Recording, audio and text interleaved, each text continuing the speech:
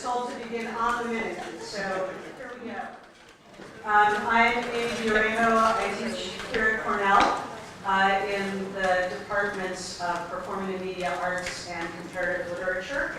And I'm delighted and honored to be introducing Hent de Vries to you today. But I realize that it's a bit perverse to be presenting to you someone who has given himself to you and tirelessly over the past 6 weeks as the director of the SCT. So let me pause and be the first this week as the festivities begin to thank him for his leadership.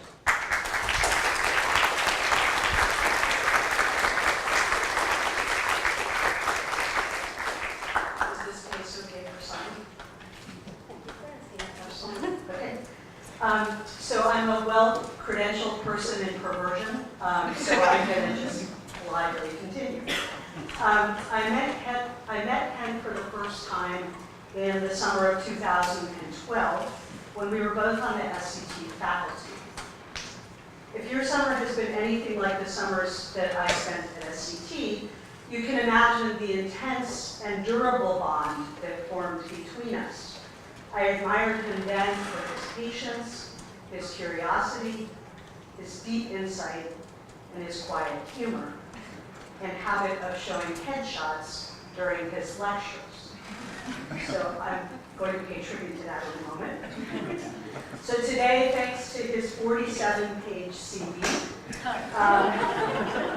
I add to that list an astonishing appreciation for his career of unparalleled scholarly production, which combines bold analysis of so-called secular modernity with careful, systematic, theoretical, philosophical reading, often of the figures of modern thought that I admire most, namely Teddy Adorno,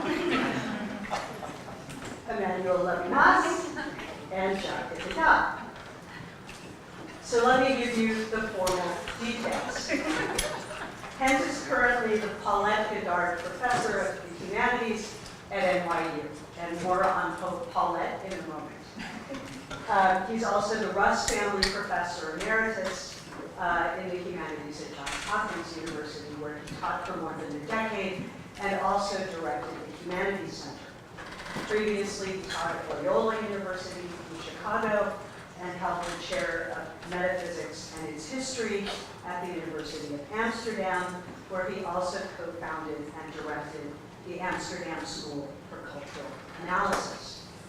This year, he is additionally the titulaire of the chair de Mystique, Etienne Gilson, at the Institut Catholique in Paris, and he has held scores of visiting and distinguished professorships around the world. Here's Paulette Goddard. You don't know who she is. I can't even believe that he gets to be the Paulette Goddard. It's the most awesome title ever.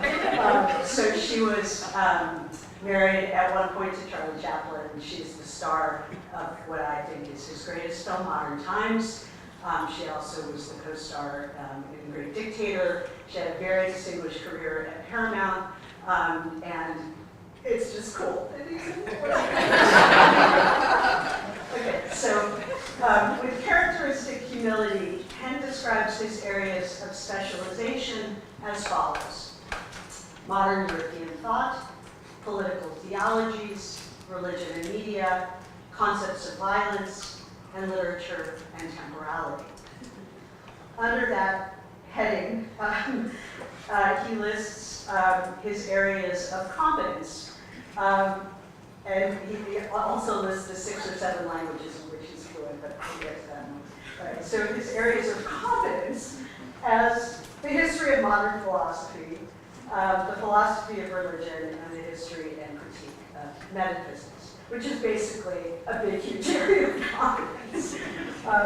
So at every level of the profession, from university service to grants, honors, distinctions, and editorial service, Hent is a leader, serving as editor of major book series for Stanford University Press, Fordham University Press, Brakel's Publishers, and Harvard University Press.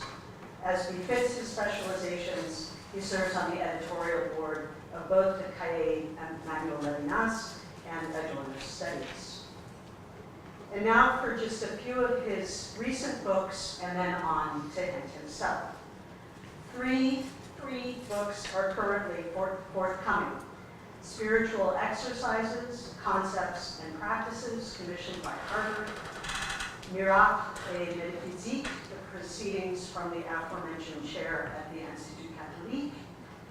And the Miracle at the Center of the Ordinary, from Belle Lettre Press in Paris. In Dutch, he published Philosophy of the Miracle, a short introduction, and before that, he published what I would consider his three major studies in English, all from Johns Hopkins University Press. They are Minimal Theologies, Critiques of Secular Reason in Theodore W. Adorno and Manuel Levinas, from 2005, Religion and Violence, Philosophical Perspectives from Kant to Derrida in 2002, and Philosophy and Return to Religion in 1999. In addition, he's edited 10 books and written more than 120 articles. I stopped counting. He has not one, but 5 books in progress. His 3-volume study of global religion, the first volume of which, of Miracles, Events, and Special Effects, the Politics of Global Religion in an Age of New Media, has been solicited by the University of Chicago Press. And as the foregoing has indicated, insofar as Hent is really my brother in media studies, I'm happy to add that he's been invited to contribute a book on the Danish film director Carl Theodor Dreyer for a series on philosophical filmmakers. I could go on, I love Hent, but it's time to hear his talk. A fitting conclusion to the public lectures of SCT 2018, entitled Every View of Things That Is Not Strange is False, toward an Epistemology and Politics of Wonder.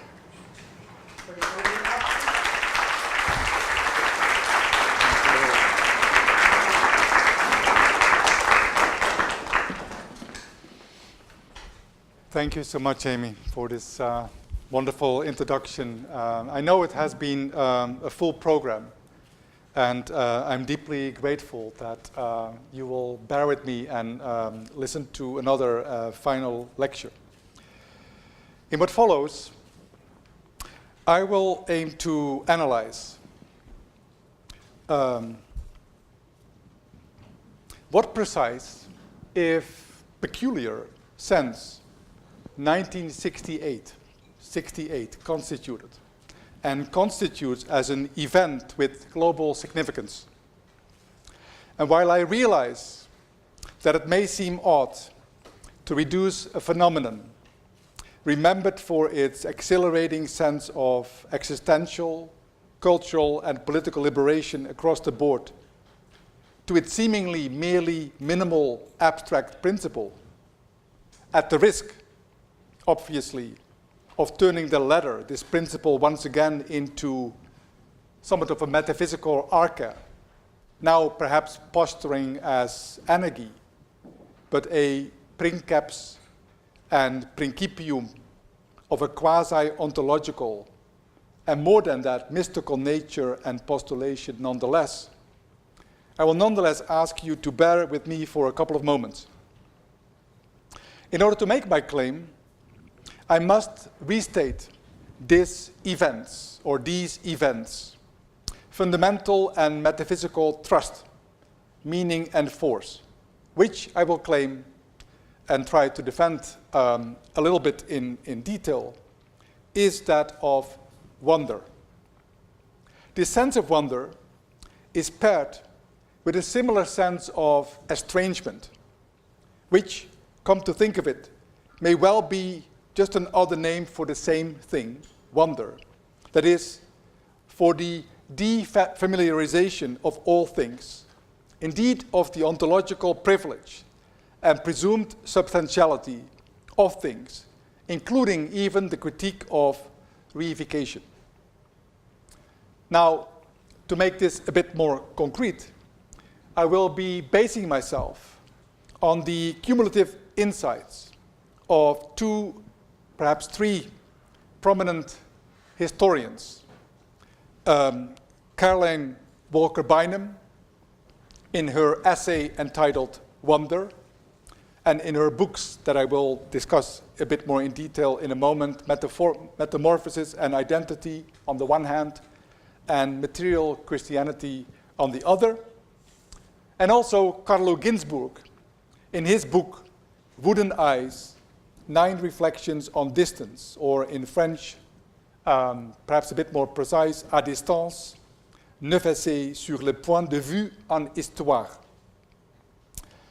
I will, this afternoon, focus my attention on Bynum alone, not on Ginzburg. None of them, neither Bynum nor Ginzburg, count as metaphysicians by any standards. But I would claim that their way of presenting the matter and seeing things is what is relevant, and not without speculative and political boldness, by which I mean without strong metaphysical meaning and deep pragmatic force. This, in a nutshell, will be my claim to the concept of wonder, estrangement, and defamiliarization, and nothing else goes into a genuine event, for example, a revolution, symbolic or other, belong deep metaphysical meaning and deep pragmatic force.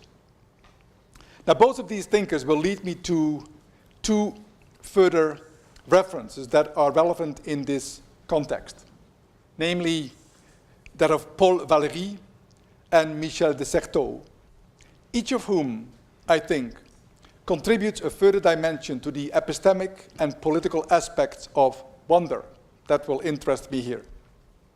These authors will allow me to circle back to the putative realism as well as virtuality of wonder, and to the logic and pragmatics of disengagement and engagement it makes possible and necessary or imperative, and turning contingencies into necessities, necessities that are paradoxically chosen and acquiesced in as messianic election, apostolic calling, or ecclesial confession, and even secular profession of faith would further require. All this is the heart of the matter of wonder, or if you like, but that would be another lecture, of miracles and miracle belief, and the strange causes and indeterminate causality, true freedom, as philosophers say, that they imprint and impose on our lives. What then is wonder and its estrangement? Now, in her 1996 presidential address to the American Historical Association, entitled Wonder, Caroline Walker Bynum offers what I take to be a subtle rendering of the strange truth revealed by so-called miracles, by mysticism and spirituality, perhaps even political spirituality alike. This truth, a truth moment and truth value, if ever there was one, has, Bynum shows, no clear content. That is, it has nothing propositional and descriptive or constitutive, predicative or discursive. It entails nothing that would qualify as, let's say, the intellect being adequate to the thing, as in the traditional definition of veritas adequatio intellectus et rei est, nor does it consist in an ad hoc consensus between observers and scholars who base their theories on their shared testimonies. Rather, the strange truth of wonder, including with a no less strange reversal also the wonder of truth, Bynum insists, is not only a profoundly metaphysical matter, but one that is deeply pragmatic. And this dual aspect of truth and its strangeness including that of their theoretical and practical dimensions, has several reasons that can be spelled out. For one thing, that truth is strange, indeed wondrous, just as there is a truth to wonder, is to imply that the world manifests itself not so much, or first of all, as something self-evident, but as something to reflect and to act upon. Indeed, the epistemology that can truly address it is fundamentally an ethics of knowledge. Its ontology is, one might say with Richard Rorty, a cultural politics to be defined and in the plural, locally, and as the unique occasion requires. For another, a certain spiritual dimension of truth and wonder runs even further down and extends farther sideways and reaches well beyond the present world, the world of presence, that is the world as we find or found it, as Wittgenstein aptly puts it in the Tractatus, and as Stanley Cavell echoes throughout his writings when he speaks of finding as founding, to be precise. Truth vision, therefore, on this reading is quasi-total, or as I like to say, global, that is, all-encompassing and deeply abstract. And in this, it is perhaps even more strange.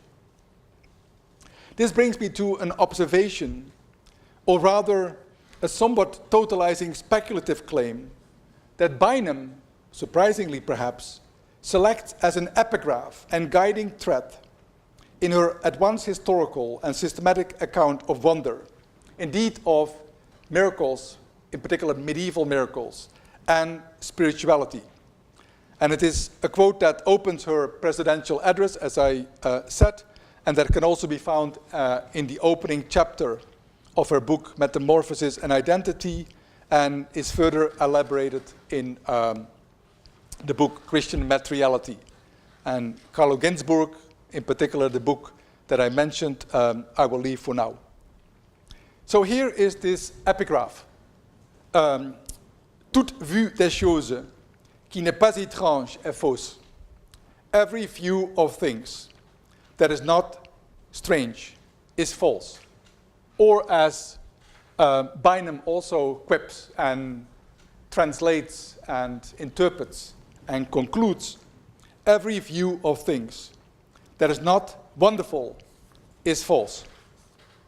In her presidential address, which again would be republished as the opening chapter of her book, Metamorphosis and Identity, Bynum recounts that this particular phrase, this peculiar phrase, and as we shall see, merely partial quote, was one of the most telling slogans written on the walls during the events, les événements, the student and worker protests and near revolution in Paris of May 1968.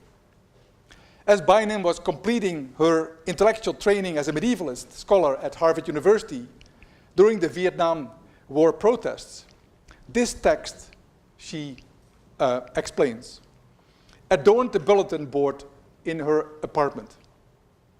The words, she reveals, accompanied her well beyond her student days and would continue to remind her of the much more than downright political and especially cultural injunction that its writing on the Parisian city walls had seemed to invoke. In hindsight, she writes, it condensed the very task that any historian should set herself. As she writes, it seemed to me then that I was trying, both as a scholar and a teacher, to jolt my listeners and readers into encounter with a past that is unexpected and strange, a past whose lineaments are not what we first assume, whose traces in our sources answer questions we haven't asked, and deliver only silence to our initial self-referential queries, end of quote. The historian's penchant for the strange, Bynum goes on to claim here, might well be the surest antidote, she suggests, against the tendency to succumb to what she calls a presentist flattening of the past, or what comes down to the same, and I quote, to the danger of being trapped by the multiple readings of texts, open to, but we may fear, reflective only of us after the linguistic turn, end of quote. Interestingly, in her lecture and then chapter on wonder, Bynum establishes an intimate connection between her lifelong work on topics in late medieval history on the one hand, and this remarkable phrase, and we will come back to it, cited by the rebellious students in the streets of Paris in 1968. As he says, and I quote, "Unlikely though it may seem for a medievalist, I am a product of the 60s, end of quote. And so the lecture and chapter open. But the precision, or is it revision, that she proposes of this phrase is as subtle as it is far-ranging, claiming that, and you have seen this before, quote, every view of things that is not wonderful is false. In fact, it is with this sentence, and admittedly somewhat loose rendering of the original phrase's words, equating the strange with the wonderful, and one assumes, subsuming the latter theological and non-theological category under the former, under strangeness that is, that Bynum concludes her address. And it is this rendition and introduction of wonder, wonders, and indeed of miracles, that brings us one step closer to a second, perhaps better known citation that is relevant in this context, and that likewise, interestingly, as we will see, invokes a question of realism. It is the following quote that you all know. Soyez réaliste, demandez l'impossible. Be realistic, demand the impossible. The slogan, as you may know, was often attributed to Che Guevara, but also reported as having come up spontaneously in the Renault factory in Billancourt, as, for example, Christophe Bidin reports in his biography of Maurice Blanchot, yet another interesting commentator in this context. And with this, one might say, a further philosophical, indeed deeply metaphysical element, almost waiting to be rendered explicit, is added to the curious and counterintuitive equation that interests us here. After all, what is strange or wonderful, as the Paris students and Bynum invoke it, we now quickly realize, must surely count, and is all too often discounted, as strictly, that is, logically and ontologically impossible. In the case under consideration, the putative pre-revolutionary situation, about to unfold its utopian or dystopian scenario, its drama or farce, it counts as the impossible, l'impossible. That is, as the as yet unknown and perhaps unknowable, ranging from the improbable and unintelligible to the absurd and so-called nonsense, all of which, I take it, are substitutes for the strange and the wonderful.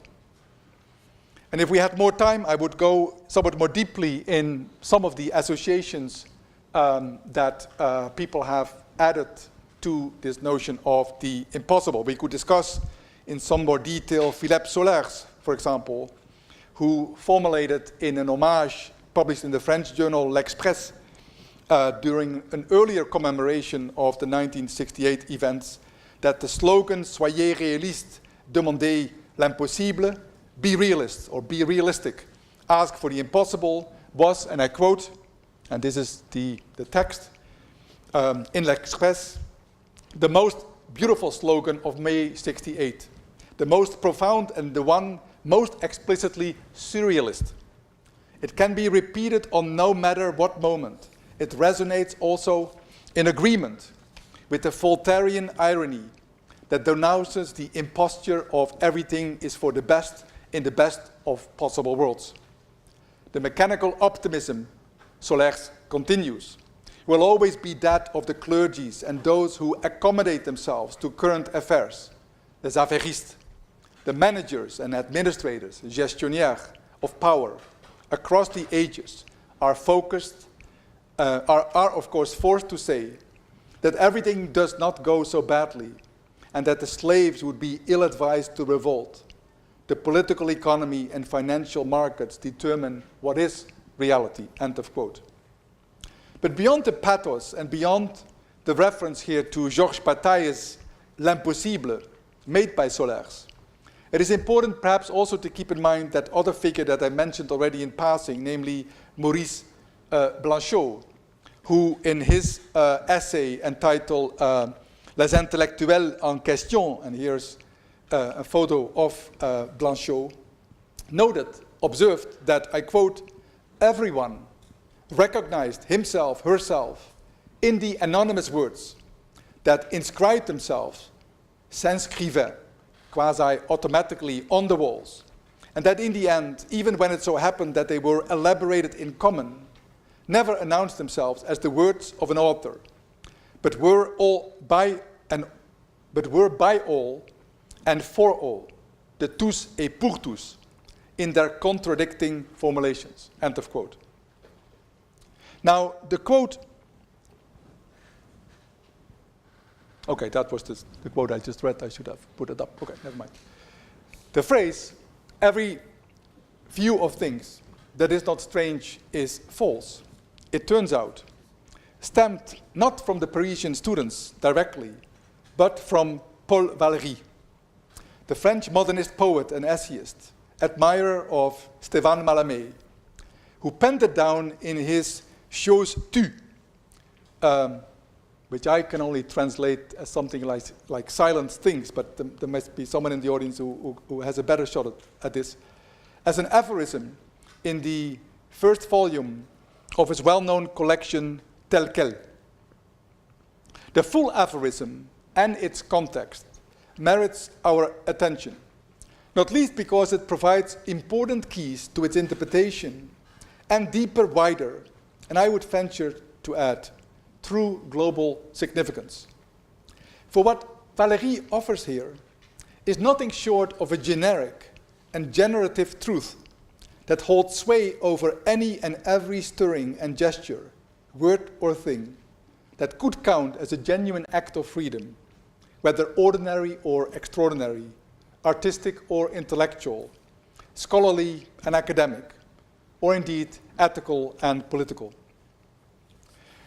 This at once resolutely metaphysical and deeply pragmatic moment or value is precisely, I think, the remarkable defamiliarization, or with Carlo Ginzburg in his essay, Making Things Strange, estrangement, that any truth and any truth claim requires, if it is to succeed in touching upon and in so doing face or confront something real, and indeed the real. And Valéry, in the fuller quote that is not given by Bynum, says as much. And let me read it twice in French, if I dare, and in its translation. Toute vue des choses qui n'est pas étrange est fausse. Si quelque chose est réel, elle ne peut que perdre de sa réalité en devenant familière. Méditer en philosophe, c'est revenir du familier à l'étrange, et dans l'étrange, affronter le réel. So every view of things that is not strange is false.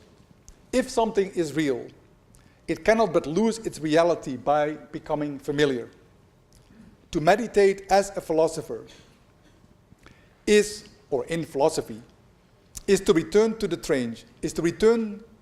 strange from the familiar, and to confront or face the real in the strange. End of quote. And you have a slightly other alternative translation of the same passage there as well, between brackets. Valéry, known for his intellectually ambitious symbolist poetry, conceived and practiced as a form of exercise, followed in the footsteps of Mallarmé, whom he had discovered in 1891. In fact, Mallarmé's poetic writing, as one commentator helpfully notes it, struck him, Valéry, as having, quote, an immense value, pulled out of nothingness. Une immense valeur tirée du néant. And just as Mallarmé formed part of a wider group of poets and thinkers who engaged the question of religion and mysticism in their relationship with art and politics at the end of the 19th century, as, for example, Quentin Mayessou has recently reminded us in his book on Mallarmé. Valéry, for his part, embarked upon a lifelong pursuit of a, quote, mysticism without God, mystique sans Dieu, as an agnostic and a skeptic. Valéry is an interesting source and witness in our context.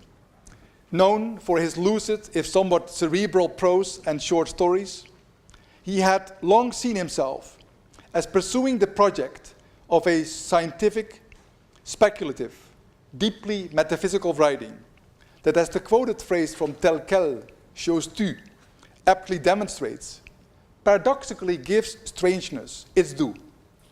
And strangeness on Bynum's striking reading and generalization includes the bizarre and foreign, the wondrous, indeed the miraculous. As one of his commentator notes, Valéry's oeuvre was premised, in part, upon the inner necessity of poetic magical verses that had to be written in full recognition, it would seem, and I quote, of the fundamental insubstantiality of language in its connection to the reality to which it allegedly refers, end of quote. If writing was to touch upon the real, it would do so in a strange rather than direct or indirect way, thereby rendering picture theories of meaning and representation of every semantic and semiotic stripe irrelevant for its purposes. For these purposes were pragmatic first and foremost. Speculative writing, just like mystic speech, and like much of our historical and political, theoretical and critical writing on this view, would seek to get something done, develop value out of nothingness, and make all things real. And yet the real, we have already discerned this in the quote, is not squarely identified with the strange itself. Rather, it is only there in the strange, Valéry seems to suggest, that we can face and confront, affronter, the real. A real, moreover, that can also be lost again once this realization becomes all too familiar and indeed known. Again, its very truth eludes all traditional and conventionalist determinations of its values in terms of the mapping of the intellect onto the thing, of the correspondence between word and object, and indeed the consensus between all those who are relevant observers in the situation at hand. It is as if that which is positive in it can be approached quasi-methodically and quasi-mystically, or as I will opt to say, spiritually, only by way of a resolutely exercised negation, which is the defamiliarization and estrangement that alone paradoxically confronts and faces the real in the strange. The defamiliarization of which Valéry speaks in the context of philosophical meditation, and well beyond that, has, in addition, the peculiar virtue of installing in us a sense of the real, and perhaps of realism, that must be metaphysically understood and pragmatically used at the deepest level and in the widest sense of these respective terms. A meaning whose strange conjunction is at the very heart of the matter. And as it were, if I understand these things correctly, the very systole and diastole, the contraction and expansion of its movement and rhythm.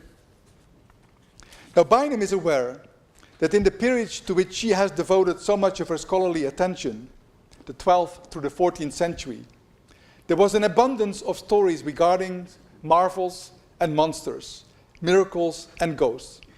And the Middle Ages, more generally, she acknowledges, have been described as awash in wonders. Scholarship on the Renaissance likewise has characterized the period as the Age of Wonders, and literary theorists have since privileged the marvelous from early modern through Romanticism, from the early modern period through Romanticism and beyond. And yet, interestingly, at least for my purposes, Bynum's topic and central question here does not regard wonders in the plural, but wonder in the singular. And to study wonder proper, she writes, would require that one investigates and explore not only, quote, the different theories of wonder present in a variety of medieval discourses, but also, and this is of course quite tricky to determine, the circumstances under which medieval men and women felt wonder, whether or not the sources use the term, end of quote. Bynum leaves no doubt that the estrangement of wonder was in the late European Middle Ages, but perhaps in every age and all contexts as well, a singular experience, and indeed a spiritual phenomenon that was hard to cope with on several fronts.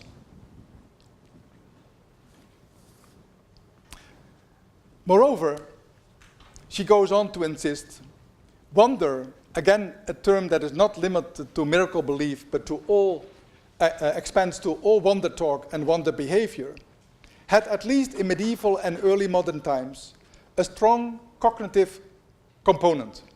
Hence my use of epistemology in this context. As she writes, medieval theorists understood wonder, admiratio, as cognitive, non-appropriative, perspectival and particular. Not merely a physiological response, wonder was a recognition of the singularity and significance of the thing encountered. Only that which is really different from the knower can trigger wonder. Yet wonder will always be in a context and from a particular point of view. To medieval thinkers, human beings cannot wonder at what is not there. But neither can we wonder at that which we fully understand. The amazement discussed by philosophers, chroniclers, and travelers had a strong cognitive component. You could wonder only there where you know that you had failed to understand. Thus wonder entailed a passionate desire for the scientia, scientific knowledge, it lacked. It was a stimulus and incentive to investigation, end of quote. Whether this historically or fundamentally means that the wonder in question worked towards its proper dissolution, substituting itself for the knowledge, substituting for itself the knowledge, the evidence or objective fact toward which it was oriented and which propelled its deeper desire to see, or whether the sense of wonder was increased, that is, deepened and widened, in the very measure to which its object was further pursued and approached, all this remains a matter of speculative consideration and pragmatic concern that we need not address at this moment. Suffice it to say that wonder talk and wonder behavior, as Bynum portrays it, thrived as a discours mixed and obeyed a double register, a double session, to cite the expression that Jacques Derrida uses for his reading of Mallarmé. And suffice it further to note that philosophers ranging from Henri Bergson via Maurice Merleau-Ponty to Emmanuel Levinas and Pierre Hadot have precisely understood genuine wonder as that which could precisely not give way to any epistemic certainty. Wonder, like desire or eros, deepens and further widens itself in the measure that its object, if we can say so, remains pursued and is approached. This said, what is relevant in this context is Bynum's claim that the medieval sense of wonder has, in a sense, lost absolutely nothing of its actuality, and indeed of its potential political agency for us as humanists, and not just historians, here and now.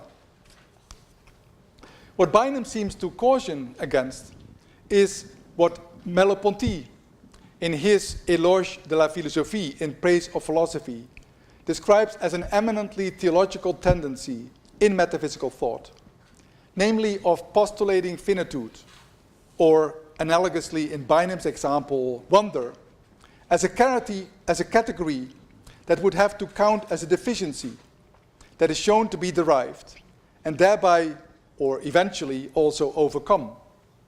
Wonder in this respect, and on Bynum's reading, is not so much a theological but an epistemic and political category, whose metaphysics and pragmatics matters more than and extends well beyond ecclesial and spiritual controversies. To give one further example of how this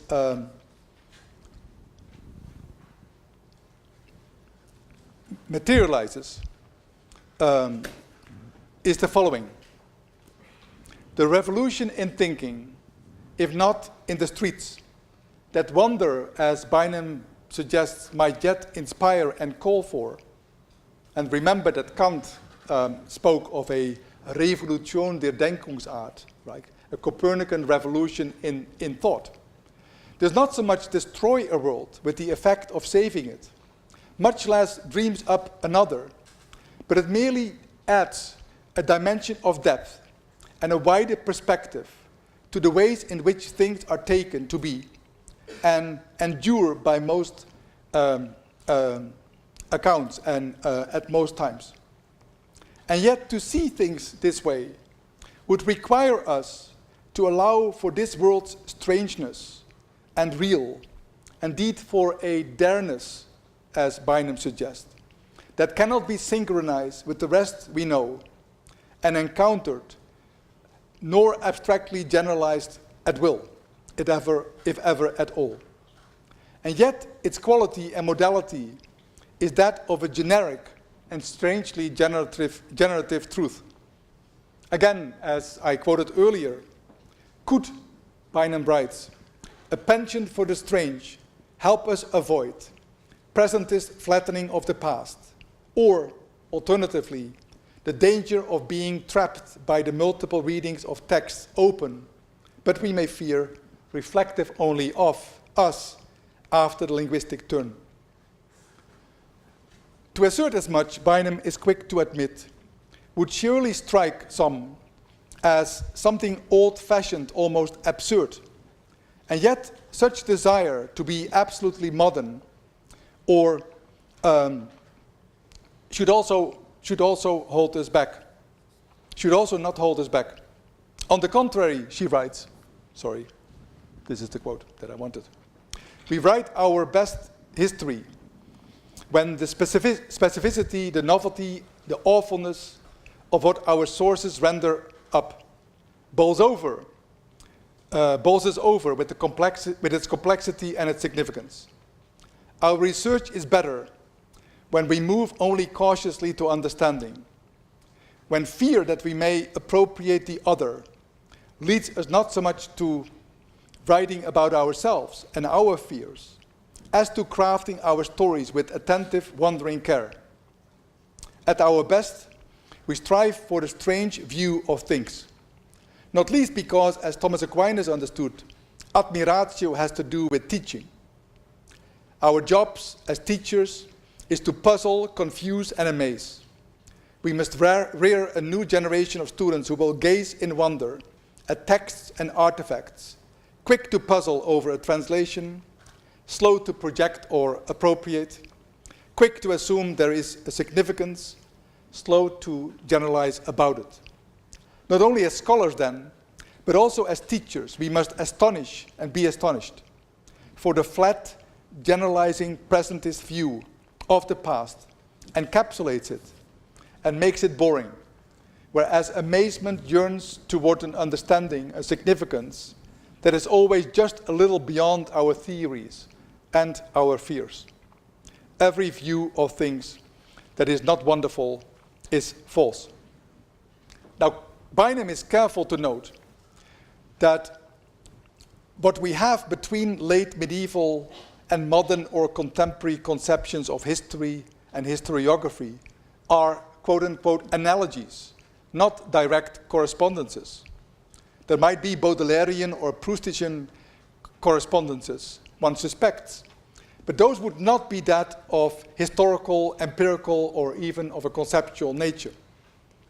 To say anything less or more would precisely be to reduce the strangeness of the medieval past under the assumption that we could, if only we tried, replicate, imitate, and absorb it. But this is not how times relate without relating. We, in our present, Bynum seems to suggest, could be only anachronistic contemporaries of the past, and perhaps of future generations, because the presumed order of things does not follow a pre-given pattern, whether that of cause and effect, much less of substantial form and empirical matter, egg and chicken, or even transcendental condition and whatever it makes possible. The before and after, and a fortiori, the because after. All these are rendered strange and mere suppositions under the aspect of wonder.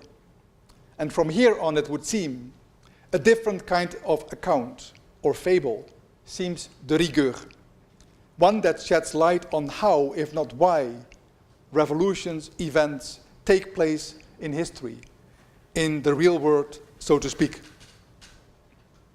Now, speaking of forms of mysticism and their fable, in the 16th and 17th centuries, in France and Flanders, in his 1982 magnum opus La Fable Mystique, the mystic fable, Michel de Certeau spoke of an altogether different modus loquendi and modus agendi, a way of speaking and a way of doing, a singular way of talking and acting that inaugurated and expressed a novel form of life, not so much a change of doctrine or institutions, what he calls a prise de parole, a capture of speech, which is, he suggests, a genuine claim in the precise sense of acclamation and proclamation that others have analyzed.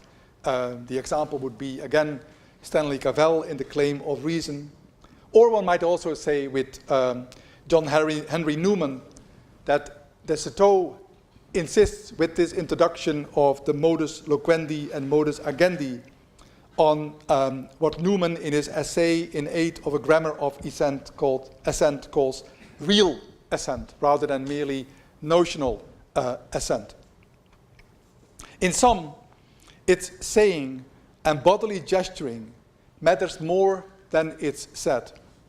And it is no accident that de Certeau would draw distinctions long familiar in the reception of authors as different as the ordinary language philosopher and linguistic phenomenologist J.L. Austin, and also the structural linguistic Émile Benveniste. Austin, of course, known from his riposte to logical positivism, criticizing the constitutive fallacy, which blocks our sight on the performative aspect of linguistic utterances, and Émile Benveniste insisting on the well-known distinction between énoncé and énonciation. De Certeau, for his part, sees between these two realms, or rather perspectives or aspects, a true rupture, a coupure. What is it then that marks the mystic on de Certeau's account, and why do I think, rightly or wrongly, that his analysis is very similar, close to Bynum's? The mystic, de Certeau writes, is the one who is enticed and driven by an inspiration from one know not where, an illumination without knowledge. And hence, she is a perennial wanderer, a Wandersmann, as Angelus Silesius, one of the great German mystics, wrote.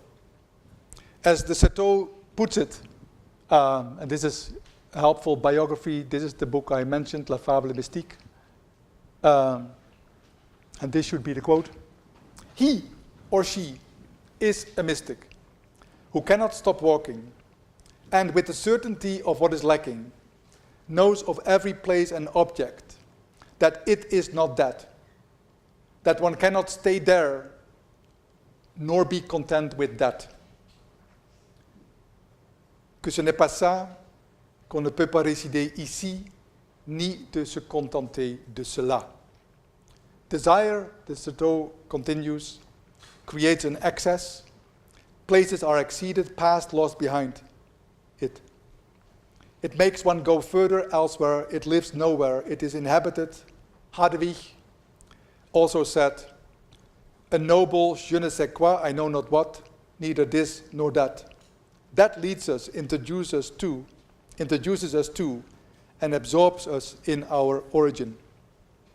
Of that self-surpassing spirit, seduced by an impregnable origin or end called God, it seems that, but for the most part still remains, in contemporary culture, is the movement of perpetual departure, as if unable to ground itself in a belief in God any longer. The experience only kept the form and not the content of traditional mysticism. Unmoored from the origin of which Hadewig spoke, the traveler no longer has foundation nor goal, given over to a nameless desire. He is the drunken boat, le bateau ivre, reference to the famous Rimbaud poem. What results from this strange and alienating view is hardly a fulfilled present in which alone our happiness could be found. Rather, what the Citeaux insists on is what his biographer, François Dos, calls a heresy of the present. Mystic thought and speech, or agency then, needs to navigate between the extremes of a negative theology and anthropology on the one hand, and a theology of incarnation on the other. After all, as one of the Citeaux's colleagues at the École des Hautes Études en Sciences Sociales, Daniel Hervieux-Léger, reminds us, the Citeaux was that Jesuit who in the company in the Societas Jesu, which he never left, pursued a deepening of that fundamental intuition of Ignatius, which is discernment. Such discernment expresses itself in what Jean-Joseph Surin, the 17th century mystic, who would prove to be the most formative figure in the Citeaux's intellectual and spiritual biography, calls a science expérimentale, an experimental science.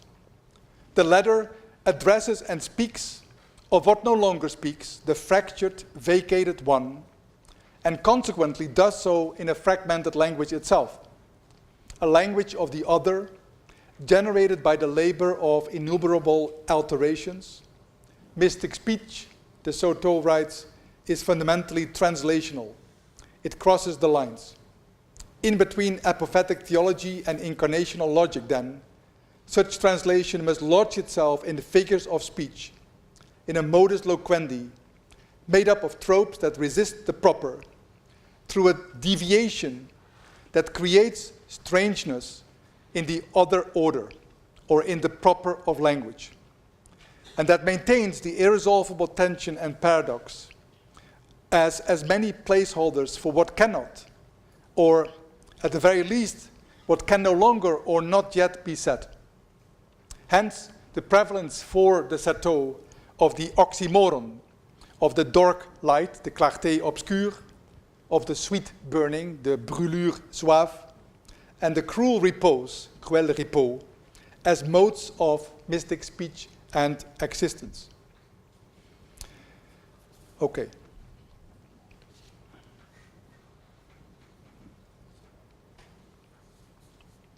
Now, all of these seemingly abstract theological metaphysical figures enter into a very concrete analysis of, again, 68.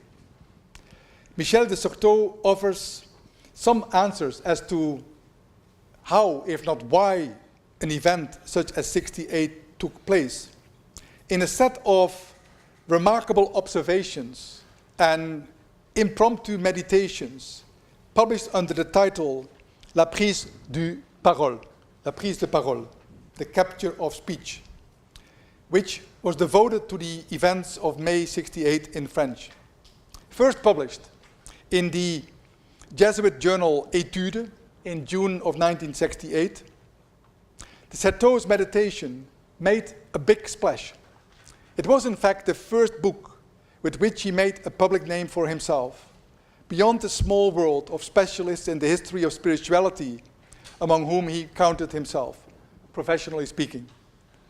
His remarkable observations would even be cited in the Assemblée Nationale during heated parliamentary debates in the wake of the events, and Georges Pompidou, Prime Minister under President Charles de Gaulle during the 1968 events, and elected president the year after, refers to them in his memoir. Under the heading, An Event, the Capture of Speech, the original essay opened dramatically, inscribing the revolt in France's revolutionary tradition, while limiting it to a largely symbolical gesture first of all. And here's what the Certeau writes. Last May's speech was taken the way in 1789 the Bastille was taken.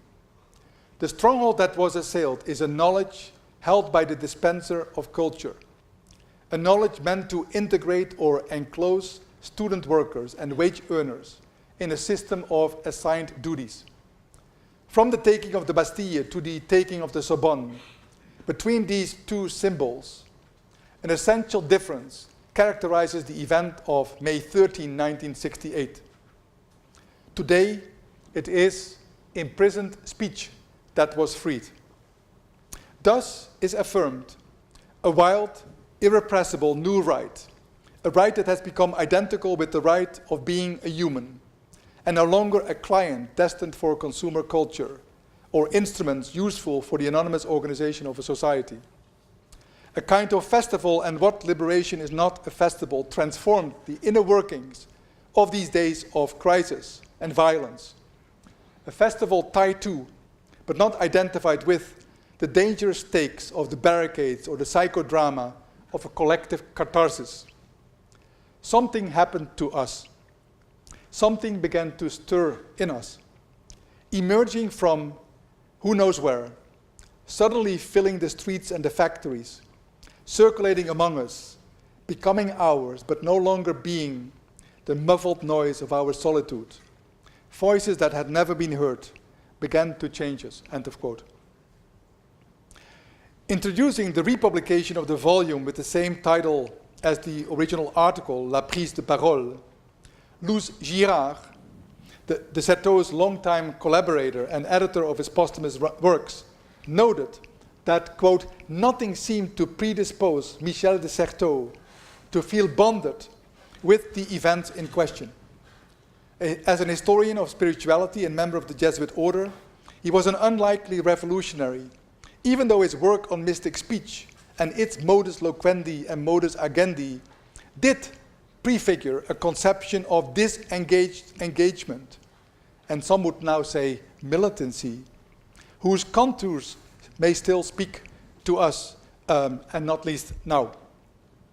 And while in general terms there's absolutely nothing that prepares us for a revolution, whether social or cultural, aesthetic or scientific, beyond our making ourselves, at least spiritually, ready and especially worthy of it, there are generic and strangely generative traits of spiritual attitudes and their material effects that we can nonetheless discern and analyze with some precision. In fact, it is my claim that Bynum's references to the medieval wonder belief and the Certeau's invocation of early modern 16th and 17th century mysticism may well have these clear features. For what these authors delineate, translate, and interpret, but also transpose onto the registers of their own methods of inquiry and of their political concepts and outlook, is not a universal or generally available disposition, but a will and a decision that itself in turn relies upon a singular experience of profound estrangement and resolute distancing whose ever so slight, let's say minimal reservation with regard to all things existing in this our world equals a quasi-skeptical vision and transformative gesture with maximal impact. As one commentator helpfully notes, while formulated as a question of access to public discourse within the French public context at the time, de Certeau's conception of May '68 and its crisis had implications well beyond the revolt. His analysis illuminated the conditions of political and social marginalization, inferiority, and silencing not only for the May '68 protesters, but for any disadvantaged group. This is the quote from Tom Connolly in his afterword. These global implications extended not only laterally, that is to say, to other parts of society other than students and workers, or other parts of the world, other than France, say, Latin America, they also reverberated throughout de Certeau's own later and highly differentiated historical accounts of the so-called fable of early modern mysticism. And these writings further amplified his observations and analyses regarding very historical figures such as Surin but also Favre. In other words, as the same commentator goes on to suggest, de Certeau conceived, and I quote, the suffering the mystics experienced in their distance from God as a model of all distance from otherness, as a paradigm of the separation that constitutes heterology as a discipline and makes it such an arduous practice, end of quote. Heterology, a term that de Certeau may have first discovered in and borrowed from Georges Bataille, again, is the attentiveness to an explication of the discourse of the other, regardless of the origins and contexts and meaning for the present. Yet it is also the intervention on its behalf, based on what is fundamentally an unintelligible motive and motivation with reverberations and uncaused effects that are again at once profoundly metaphysical and deeply pragmatic. But how then does one assess or evaluate such effects where most and perhaps all criteria, epistemic criteria at the very least, fail us? Put differently, how could such true, that is, strange but real, contingency, if that's what it is, nonetheless become an absolute necessity, that is, nothing short of a new categorical imperative for us, with all the general, indeed universal, global and perhaps cosmic import that this ultimately requires? There's no denying that for de Certeau there are specific early modern historical circumstances that more and differently than in other periods reveal, quote, deteriorating, transforming conditions, and that shake the ontological reliability of language and the faith in its secure relation to the world, whose representation it sought, end of quote. Indeed, history, as de Certeau would agree with Bynum, often presents us with the distant, remotest present that is precisely not synchronous, much less identical with our own. And yet, in our encounter, facing and confronting of the strange and real, we find that our own mode of existence and very form of life may well be transformed. For while, say, metaphysical concepts and ritual practice of the past remains virtually intact, it's also clear that they are completely changed in that they are now allowed and enabled to travel well beyond their contexts of origination that seemed to give them meaning at one time or other. Devoid of that context and that original meaning, they permit precisely a capture of speech, a prise de parole, that de Certeau seeks to understand. In this sense, then, it is that de Certeau sensed and claimed that the events of 1968 echoed and mimicked as much as they influenced the mystic impulse and fable. One of de Certeau's first books, entitled L'étranger, ou L'Union dans la différence, published in 1969, would study the specific modality and temporality of revolutions in ample detail. And this and his further writings about his own experiences in Latin America, covering in part the struggle of indigenous peoples and the martyrdom of the guerrilla priests, complete a complex picture painted. One of its elements is the fact that revolutions, in the modern definition and understanding of his term, connote and mark off a beginning, taken as a radical novel approach, indeed as the resetting of clocks and calendars, whereas older meanings of the word, de Citeaux calls the Latin meaning of revolvere, which signifies coming back to the origin, had, on the contrary, implied a circular movement of things, of the heavenly planets. Think of Galileo Galilei being a well-known example.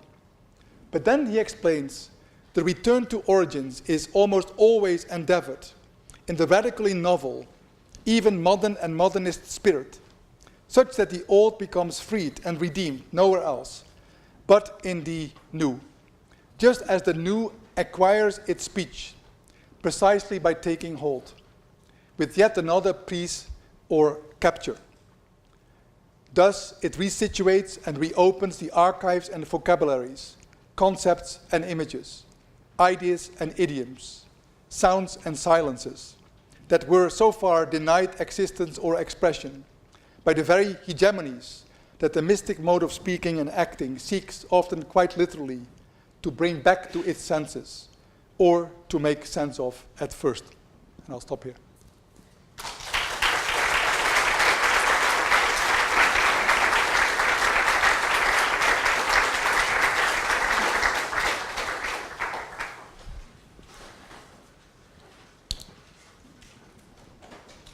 Please, yes.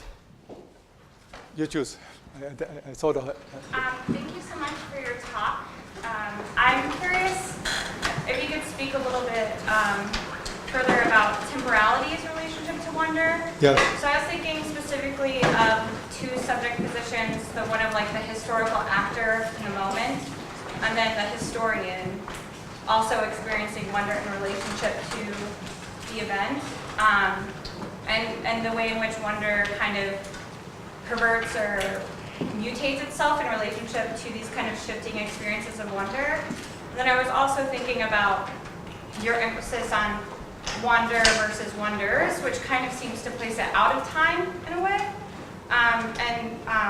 De Certeau's quote of desire is kind of something that lives nowhere kind of also seems to think of something as perhaps like out of time. But if it is some sort of like out of time entity, it still has some sort of relationship to time in some kind of way. So I guess I'm just curious on wonder and temporality. Yes, that's an excellent question and a difficult one at that. My sense of, well, let me put it this way. My fascination with certain historians, at the very least the few historians of spirituality with whose work I'm more familiar, is that they seem to have no difficulty in combining two almost opposing approaches and perspectives. You know, the one would be to historicize, contextualize, situate, ad infinitum, with an incredible discipline and ascesis that does not allow one to be anachronistic, right? And the other is to, once one has done that and has in a certain disciplinary way made oneself worthy of the event, to flip this almost around into an existential account that now comes to regulate, as it were, the whole previous practice as well. And so one might say that another contrasting, opposing perspective then is adopted. One that I find best formulated by the last interview that Jacques Derrida gave in Le Monde, Learning to Live Finally, Apprendre à Vivre Enfin, where he somehow spoke very enigmatically of the need for us to become, quote unquote, and I cited this obliquely, anachronistic contemporaries of past generations, right? And one might even go further. I don't think Derrida, in that context at least, did that, but to say, well, there is a way in which we might conceive of ourselves, or should, right, as anachronistic contemporaries of future generations, right? And what happens to the reflections on these motifs, wonder, mysticism, in the work of these historians is, I think, paradoxically, an inversion, subversion of linear temporalities, right? First of all, if there is such a thing as wonder, if there is such a thing as mystic speech, as described here, then it doesn't obey the logic of cause and effect before and after, right? And that requires a different sense of temporality. One might say, well, and some people have done that. I've spoken earlier in this context on the work of Pierre Hadot, who is a great historian of spiritual exercise, and he makes much, following Goethe, on the motif of the present, right? So ultimately, our striving is for a happiness in the present, which somehow means that, in almost stoic terms, you don't let yourself be deterred or frustrated by the past or the future and all the anxieties that brings, and guilt and frustration, but you live out of and in the present. But then, of course, the present that results from these perspectives is a very fulfilled present, right? It is almost like the totality of time, the globality and universality of all epochs folded into this one point. So ultimately, it's a temporality that is atemporal, right? Which is neither that of one of the axes of time. It has not simply to do with our being intentionally stretched out to the past, apprehending the present and anticipating the future, right? So what I find fascinating that these historians, and they can do it, I can only make these claims, letting them speak, as it were, for me, that they come up with a very anti-historicist view, which I think is all the more striking because that does not make them weltfremd per se, but actually they hit onto some nerve, which I, for lack of a better term, call that of deep pragmatics, right? So it's only, I think this is what I was trying to say, that what 68 in these readings lets us see is a form of engagement that was only possible because there was a preliminary previous enabling disengagement. But then, of course, that disengagement does not precede in time or even logically per se. It's not the cause of the engagement either, right? There's a strange alternation between these two modalities, right? I could say more about that, but let me stop here. Yes. I wonder, first of all, if you know the fiction of the Chicago Renaissance historian Ada Palmer. I don't. So she's written these sci-fi books. I mean, she's a very well-regarded Renaissance historian, but she's written these books set in the 24th century that are animated by exactly the kinds of concerns that you're talking about. I mean, they're set in the future, but they're really about the Enlightenment.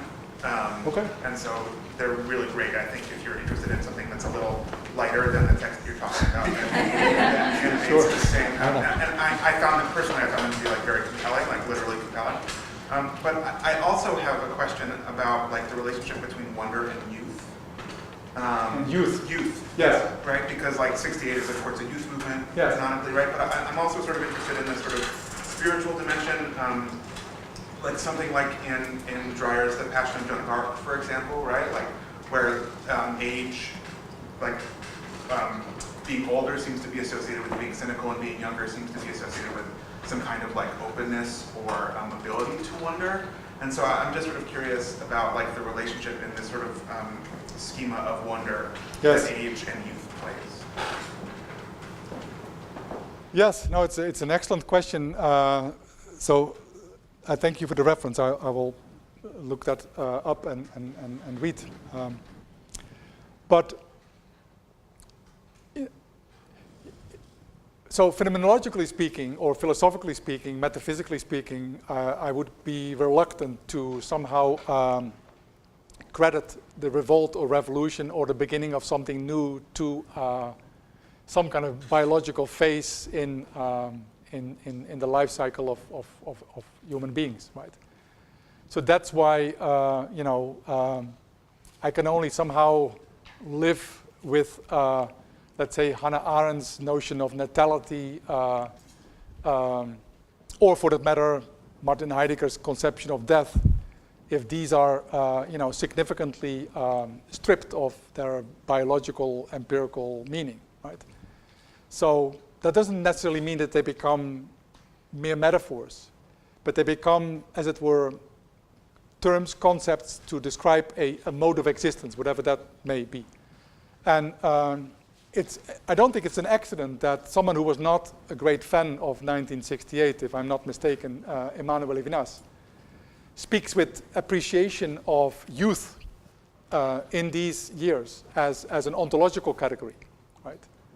And just as he will also speak about, the notion of passivity and how it relates to ethics in terms of, of growing old, so to speak, right? But I think, again, that doesn't mean that, or does it? I don't know. That a particular phase in life predisposes you for something rather than something else, right? Although I tend to, think that in the current political and global climate,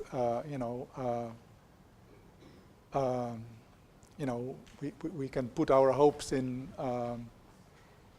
younger, newer generations, so to speak, to sort out the mess, as it were, right? Because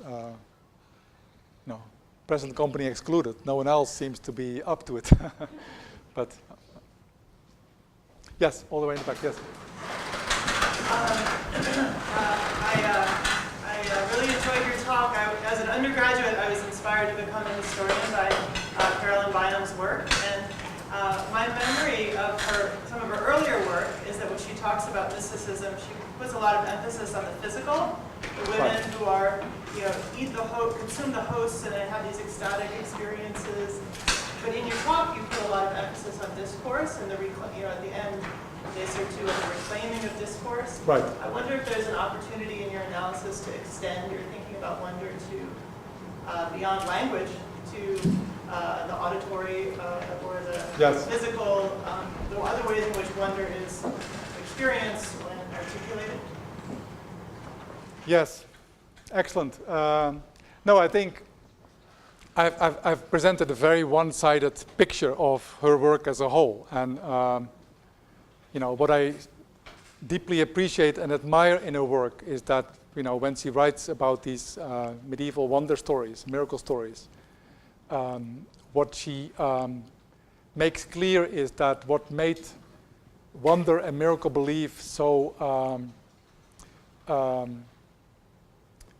creative and so dangerous was precisely this, Christian materiality that went on there. Right? I cited this motif of the dareness, right? So I might say that, by and large, wonder discourse, miracle belief, somehow sides with the object side of things, right? So there is a certain materiality and materialism in it. But that being said, as with the concept of youth or natality, etc., I don't think that leads to a crude form of realism, or empiricism, far from it, right? So I think one could almost go so far as to say that where Christianity engages this incarnational logic or even a certain materiality, the material is an aspect, is a transitional phase, as it were, is almost like a vehicle, as it were, right?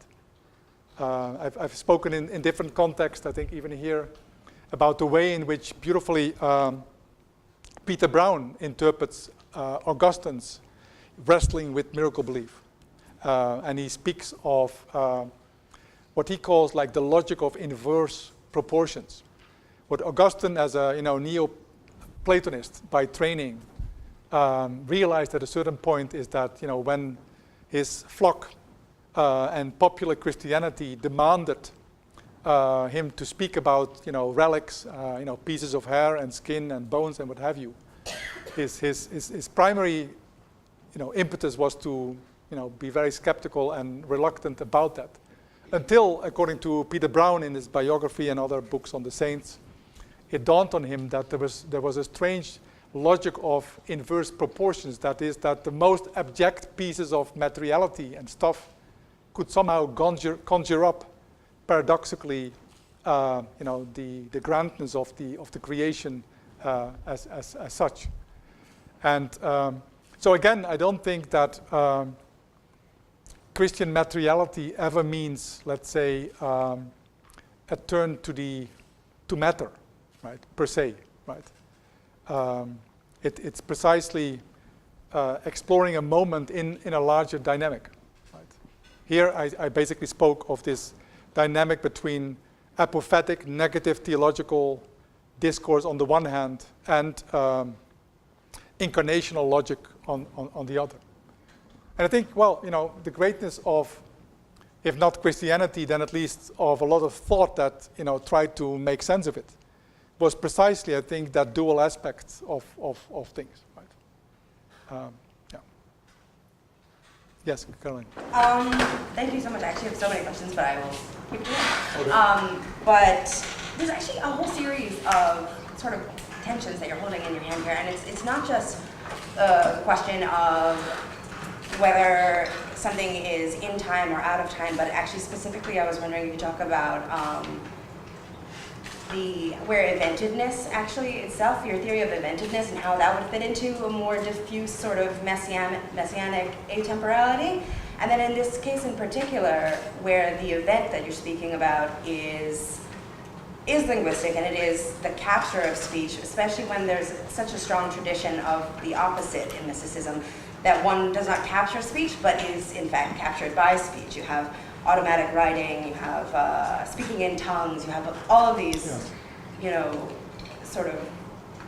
Yes. Well, that's a good point, but I think that, and that is something I did not develop or skipped here, that is that when de Certeau speaks of the capture of speech, I don't think that should be taken as, okay, empirical subjects, in the streets of Paris now claimed, that they were entitled to speak.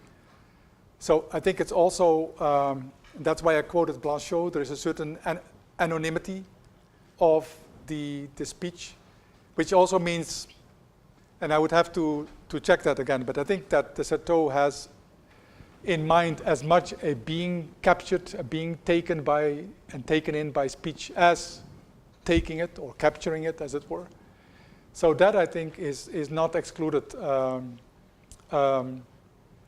in his perspective. Although at a certain point he says, in an interesting quote, that what mattered was not so much, let's say, in this capturing of speech that I claim a certain identity, but I claim sheer existence, so to speak, right? So that is somehow held out against, the commodification and reification, et cetera, of a consumer society. Susan. Really interesting to see how this theme in your work is developing, so I remember the dinner we had at the beginning where the three of us took different positions. It seems to me that, well, let me be specific. Okay, when you're talking about Solaire, you say, you cite him or you refer to him talking about the most beautiful as surrealist, as a surrealist moment. Okay. I can really what I want to say is I think that the moments that you've given us are very difficult to bring together. You want to say one is, in a certain sense, like the other, and like the other in the way that you want to value and even rescue from a certain way of, a certain epistemology that is totally out of favor. And I'm totally with you on that. Yeah. However, you know, the word that we hear, there seems to be a desire to save these moments because they are good moments. They are worth saving. But can they be saved under the same, with the same epistemological argument or the same metaphysical appeal? And, you know, surreal is the word that's bandied all the time now in discourses by Trump supporters or by Trump's son-in-law, or, you know, surreal is a very difficult word. And this kind of rigor that you admire, the aesthetic practice of, I think it's wonderful to think of scholarship as a kind of practice which does that in a very, very rigorous way. So it is a spiritual practice, and I love that, but it gets to the very specific and the very non-anachronistic understanding of the past. That one I'm all with you with. But I'm not sure that that's the same as the revelation that occurs on May 13th, 1968. I'm not sure you can do that. Or I'd like to hear more of how you put those two together, and then I'll leave off the ones at the end. But if you could just negotiate that analogy a little bit more explicitly. Right. Well, you know, what I should say, and this is something, a part that I did not read, that in the Chateau, in this period of his writing and somewhat later, you find, I think, a more elaborate account of what, you know, what is, you know, how this lands, what this would lead to, what it would mean concretely at the level of, you know, the practice of ordinary life, so to speak. And that's something I don't think that's the agenda that Bynum has in her work at all, right? So there the reference to, you know, I'm as an historian of medieval thought, I'm a child of 68. It's a very, you know, moving and autobiographical account, and it is not developed in full-fledged, you know, political terms, other than, let's say, a politics of the academy. I think, you know, she goes in much more detail as to what it is that we as historians or humanists, you know, think we are doing and should be doing, right? And I think, you know, one should take her at her word, and that means that if it is not strange, right, then, you know, then we shouldn't bother, or then we are not really, you know, pursuing what we should be pursuing, right? But in the Chateau, I do find a far more precise account of what wonder or mysticism in his terms means politically, as it were, right? So, for example, it leads to his account of 68 as what he calls a symbolical revolution, right? Which one might say, well, you know, the political revolution failed, right? Either, I must confess, you know, I was always very ambivalent about 68. First, I always thought, like, damn, I missed that, right? Why did I miss that? And then looking, you know, at materials and seeing documentaries, I was somehow appalled by, you know, is this, you know, the level of political sophistication that, you know, how did this ever come off the ground, right? Because I thought of it purely in terms of, indeed, you know, a purely symbolical relations, and, you know, and even though I didn't like, you know, the Communist Party settling in, you know, I could also see that, you know, if I would have thought about it a little bit, I would have said probably, no, this is not a revolutionary moment in that concrete material sense. But if you then ask yourself, what does that mean, a symbolic revolution? Let me just see if I have a quote here. Well, yes, there we are.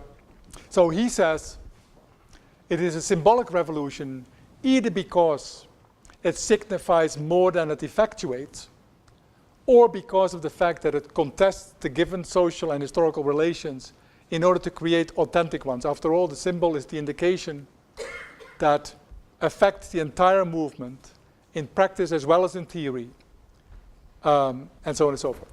So this is what is mystical about the revolution, right? You know, one might say it was a total social fact, as most would say, right?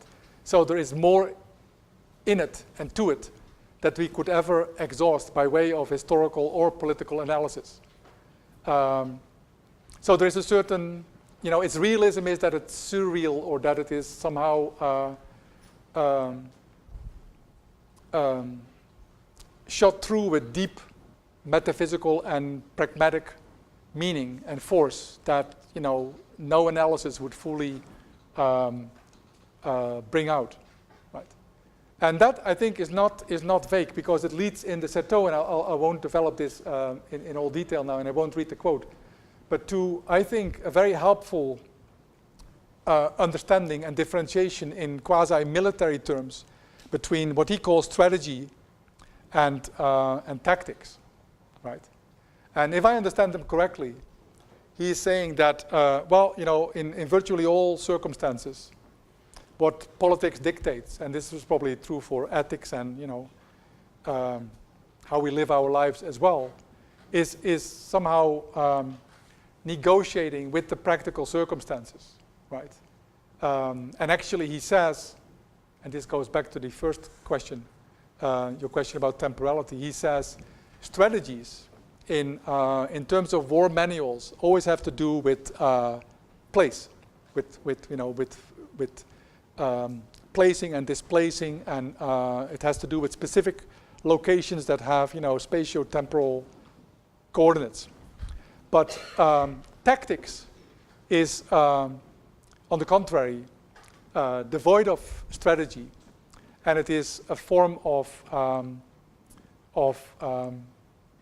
opportunism, of occasionalism, as I now like to think, right?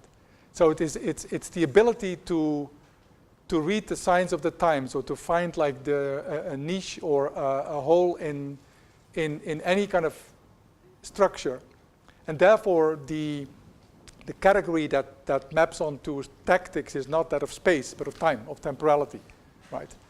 So you know, and I think this is actually very helpful, right? I used to think that our former president was a genius of politics. Why?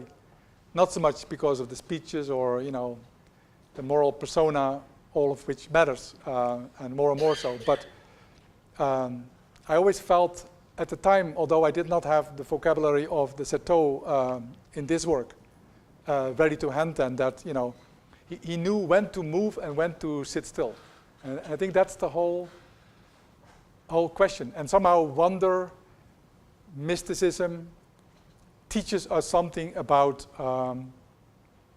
how to engage and when not to disengage, when not to engage but disengage, and vice versa, right?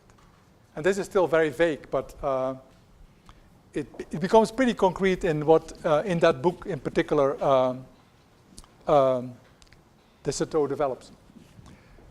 Yes. Yeah, thank you. So I just want to go back to the question about materiality and incarnate, Yes. and go to a brief moment of your talk where you talk about the intersection between wonder and eros. And I'm thinking about if you have any kind of way of fleshing that out, and the kind of ways that maybe offers a different positioning between historian and moment, if there's different kinds of ethical or, again, attachment things that you want to flesh out or kind of distinguish between those two. Well, no, I don't want to make too many distinctions there, because if I understand Bynum correctly, and I think this is very helpful and very insightful, she says that wonder is an issue where we realize the failure of knowledge, right? But we also have not, let's say, thrown up our arms and given up the pursuit, right? So basically, I think that what Bynum says about wonder in medieval texts and treatises is pretty much what I think, following up on Peter's lecture, in Adorno is said about, what is the other? What is the non-identical or the non-conceptual? What would redemption mean, right? Or happiness, or anything along those lines. And I think it always takes the form of, it is something that is not, but one cannot fully say that it, is fully absent or not there either. So basically, it's a tertium datur. One would have to say, well, neither P nor non-P, but something else, right? And I think wonder as, certain conceptions of eros, right? And I take my lead there. I think one could take one's lead from Neoplatonism, but I take my lead from Emmanuel Levinas, has that very same structure, right? So one pursues an object, and the closer one gets, somehow paradoxically, the more removes it removes itself from our grip. And that is not necessarily a defeat of thinking or of experience, right? As Adorno says, we're not disappointed, if we approach the rainbow and it dissipates. We're not disappointed, right? And Levinas develops that beautifully, and I've given that example often, and it's well known. But I think it's, Levinas thinks about Hegelianism and the concept of need, right? Of begierde, right? And he basically says, well, the difference between eros and a need, a besoin, as he puts it, right, is that a need is something you can somehow satisfy. You're thirsty, you drink, you're good. You're hungry, you eat, you're fine. Not so eros, right? The more one somehow gives oneself over to that movement, the more it somehow deepens itself out, right? And he gives like beautiful phenomenologies of,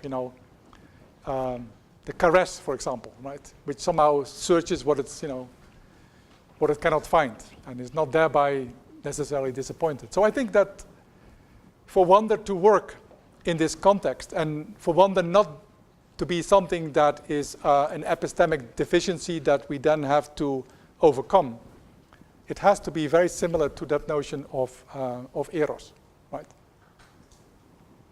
Kim, yeah. Okay, so I'm struggling to understand how Surteau's strange and real is of a piece with Fine Art is strange and real. Yeah. You called him more precise and more elaborate, but hers seems so much better. And I'll just say that her, everything that is not wonderful is false. It seems fundamentally unlike his be realistic, demand the impossible. I understand he didn't say that, yes. But the phrase emphasizes, as he does, a deep unintelligibility.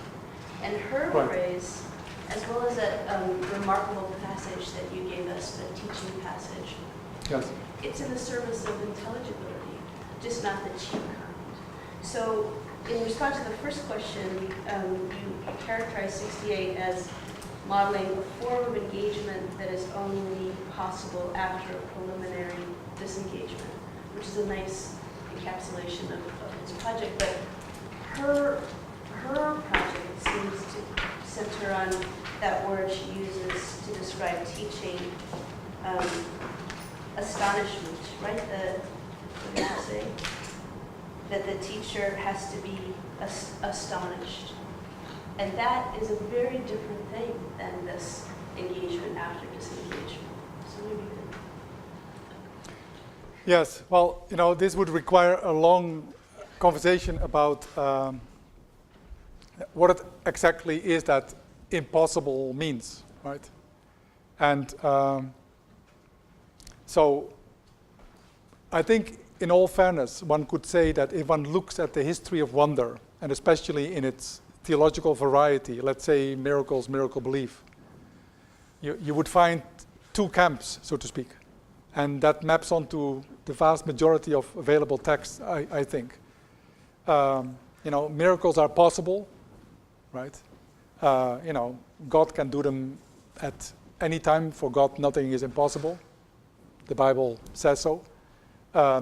And miracles are built-in potentialities in creation.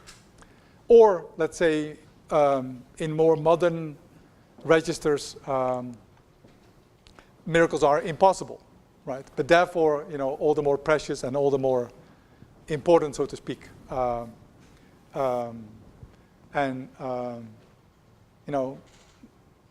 Only for God the impossible is possible, right?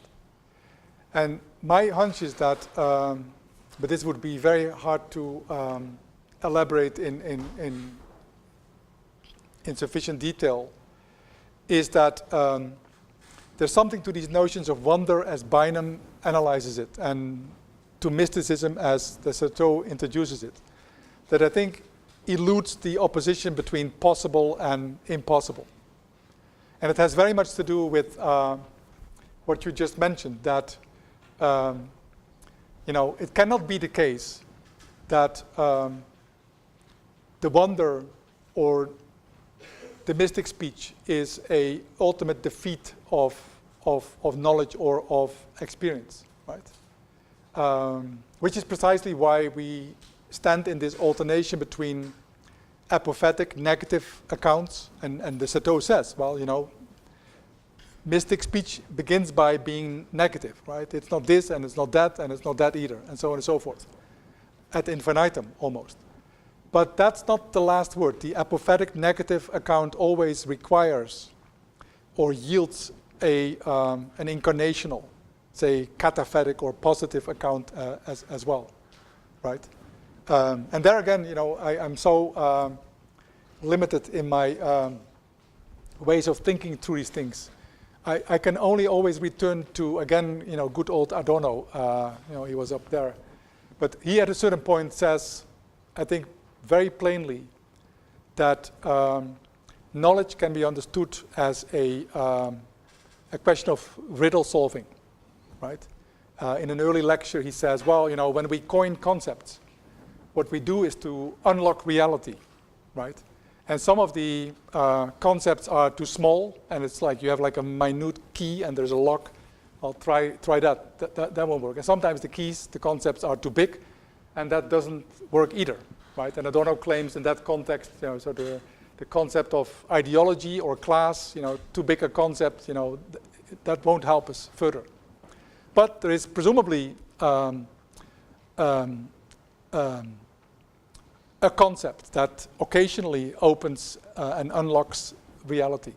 And he gives the example then of Goethe and Goethe's use of rätsel, of riddle, and says Goethe is far closer to the truth than Kant, who basically premises the human condition of what he calls then an ignoramus. We don't know. We are bound by experience, inexperience, to the forms of apperception, the categories of understanding, and then we can play a bit with the ideas, but that doesn't yield real knowledge.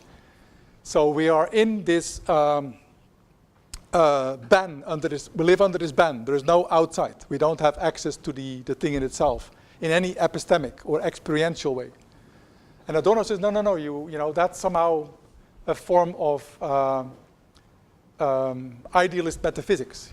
He calls it like Guckkasten Metaphysik, right? It's like, I don't know even how one would translate that, but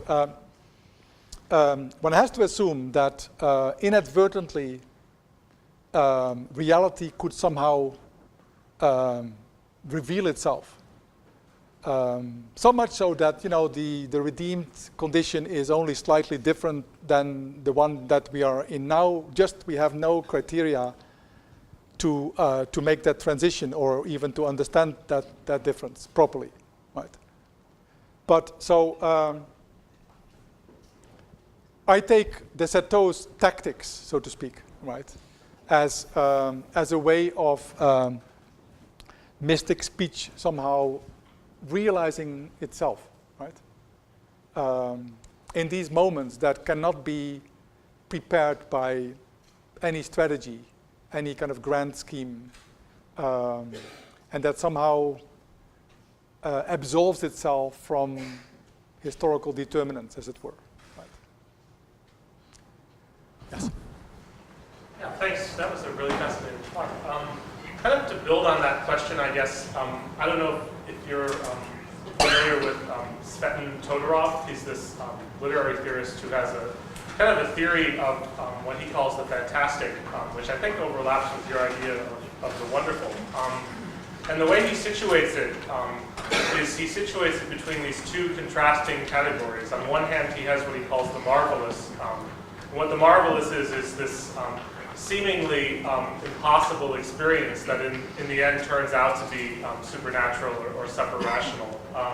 And on the other hand, the uncanny, which is again a seemingly impossible or decentering, unnerving experience that quite the opposite turns out to be somehow rationally explicable. But Todorov says that between those two, the uncanny and the marvelous, is this category called the fantastic, which he says lasts only so long as a certain hesitation, which is the hesitation precisely between figuring out whether a thing is truly beyond reason, super-rational or even irrational, or is somehow explicable in a way that we don't yet understand or comprehend. So I was wondering whether, thinking about the wonderful and wonder as a category, you think it fits into one of those ideas, the marvelous, the uncanny, the fantastic, or whether it encompasses that kind of trichotomy that Todorov thinks up, or whether, conceivably you find it not useful to think in that way about the reality of the wonderful at all. Yeah, excellent question. I'm aware of the fact that I know the name Todorov, and I don't know this account, so I'm grateful for that reference, and I will look that up. But in Bynum's work, and maybe less so in de Certeau, but it's clear that when we speak about wonder belief or wonder practices, there's a whole panorama, a gliding scale of different sensibilities and affects and modes of understanding what it is that goes on there. So, if one would trace, let's say, the concept of admiratio in these texts, one would find a whole gamut of meanings, which probably comprises, the fantastic, the bizarre, and so on, and the monstrous, and what have you. For reasons of, economy and sheer lack of competence, but I somehow also feel that it helps me with the overall argument and the point I would like to make. I'm abstracting from all that, right? So so for example, there's wonder in a variety of perspectives. I call them like theological and non-theological and what have you. But likewise, even if one speaks about, what is admirable in the sense of miracles, there's also a whole gamut of phenomena, right? So there are the so-called mirabilia, which are often translated as wonders or signs and what have you.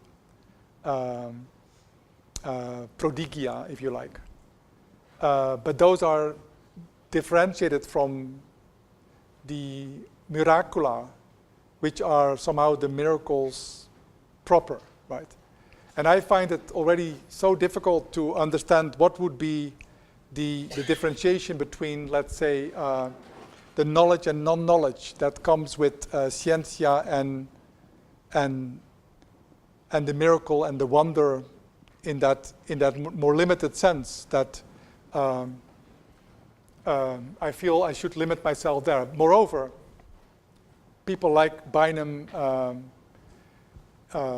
make constant reference to the works of, for example, Lorraine Daston and Catherine Parker, and there's a whole history of literature on how it is that, for example, what we now in modernity call evidence or a fact or objectivity has been slowly distilled from all these theological debates about miracles, wonders, and what have you, right?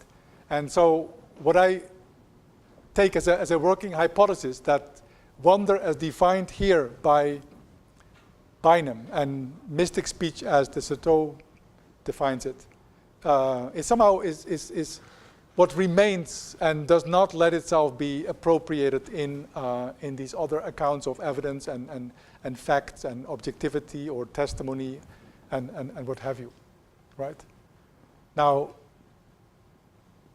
at the very least, one might say that wonder or mysticism is somehow the reverse or inverse of any historical, contextual, empirical, or even, conceptual account that one can give of these phenomena. Now, one can say, well, what good does that do? What use would we have for that? But I think that philosophically, metaphysically, but also politically and pragmatically, nothing is more important. I feel always pressed to say that ultimately, what all of us, I don't want to, generalize, but I think what all of us somehow look for when we study and historicize, contextualize, and whatever, we are good philologists and empiricists, is ultimately something that has nothing, that has no place there, that eludes any grasp, if you like, of that nature. Right? But also cannot stand on its own, is somehow parasitic upon those approaches. Right? So one might say, in broad philosophical terms, there is like an internal, immanent, discursive, dianoetic or dialectical aspect of our knowing and experiencing, right, and strategizing in the world. But ultimately that stumbles upon or is, intrigued or inspired by or knocked off its horse by something that does not fall in those terms at all, which is, you could call it like a noetic moment, like, call it an intuition of sorts, a hunch. And it seems that these traditions have that in mind.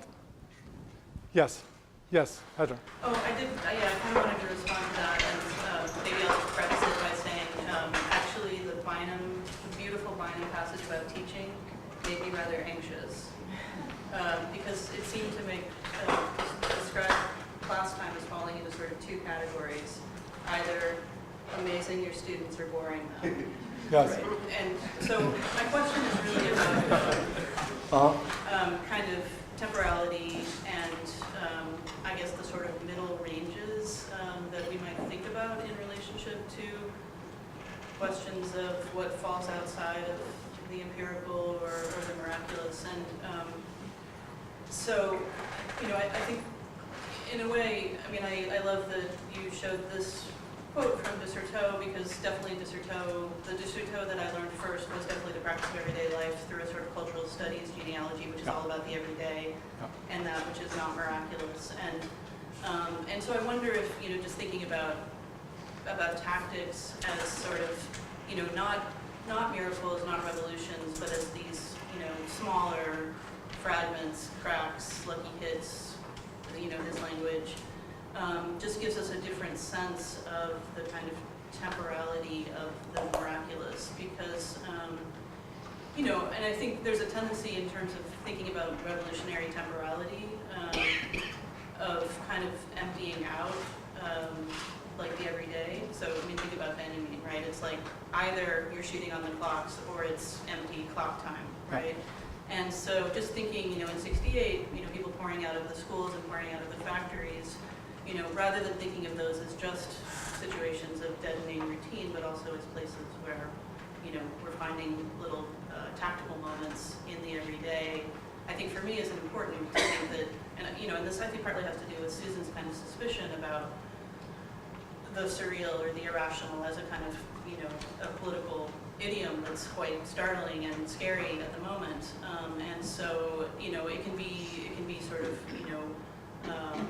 well, people refer to it as sort of depressive realism, right? That we've sort of scaled down and we're looking for only these sort of minor moments of resistance now rather than the big moment where we leap out of time. But I think, and it's, so, I think this is partly a question about what is deep pragmatics, and also, maybe reflecting on de Certeau's reception as a kind of philosopher of mysticism and as a philosopher of the everyday, and how do we think about those two Yes. sides of him together? No, excellent.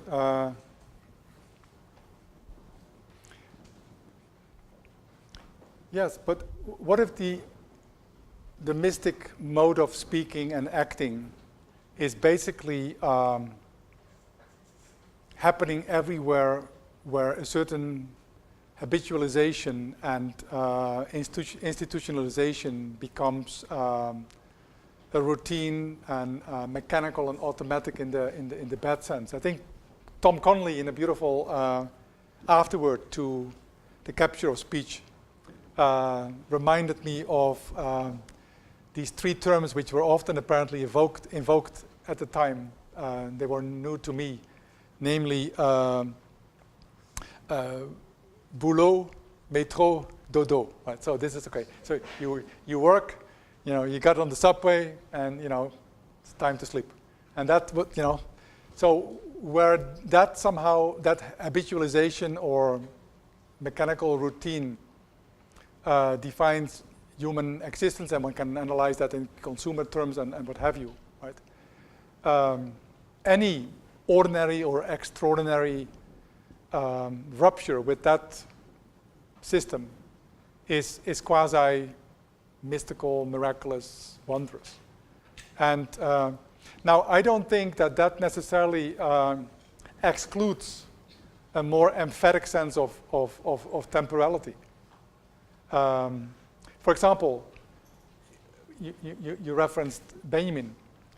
What I never understood is that, shooting at the clocks in the streets of Paris, forcing this fulfilled chirological now, the now time, the Jetztzeit, does not mean that, let's say, everything is now becoming instantaneous and punctual.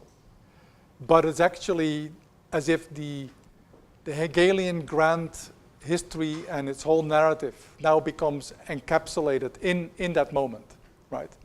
So it's as if the point in time or the no time, the ending of time, right? And poets inspired by Benjamin, like Paul Celan, right, have spoken about, he speaks about a Zeitloch, so there's like a hole in time, right? So where time and history end, and this hole opens up, somehow like the whole of the past and the whole of the future is somehow welcomed. So this is what I want to get out of wonder and miracle belief. These more heterodox, kind of crazy accounts that are identified with two major paradigms in the history of thought, at least of metaphysical or theological thought. One would be occasionalism, right, where basically every moment is or can be the miracle that transforms everything overnight, as a thief in the night, as it were. But also becomes, as it were, the non-spatial, non-temporal site where everything can be welcomed and everything can be redeemed, right? So that would be another heterodox conception, going back to Origenes and others, like the apokatastasis ton panton, like the resurrection of all, right? The all redemption, right? And no, that may seem, a crazy thought. And people in critical theory have, found that from early on a crazy thought, I think Max Horkheimer at a certain point writes to Benjamin or to, I don't know, I forget who it is, that, those who have been slain are really slain, It's, we're not going to prepare like a place in a future history for them, And it is somehow immoral, perverse to think otherwise, right? But I like that other thought. Let's not say that Jetztzeit, a revolutionary now, could undo all the violence of history. But let's just say for the moment that in that revolutionary now, all conceptual and pragmatic possibilities from the past in all these kind of ancient, seemingly obsolete archives become available again, right? That would be a sense of great historical justice somehow, but in a different sense. So in saying so, I'm basically trying to articulate an auto-critique, which happily sided with the pianissimo, as Max Weber says, in Science as a Vocation and a Calling, or the minimal, right? I think we should, we should not think the minimal, we should think the maximal, and what might it look like, as it were, right? Something like that. Peter, yeah. Well, since you invoked Weber, I guess I'll begin my question with Weber. So from Politics as Vocation, where he describes a great statesman, the statesman has got to combine politics of Gesinnung, however you translate that. Absolute ends is bad, but, and ethical responsibility. And since you invoked our former president before, I mean, one of the things that I think was remarkable about Obama was not just the vision thing, but a certain kind of respect for law, a certain kind of respect for institutions,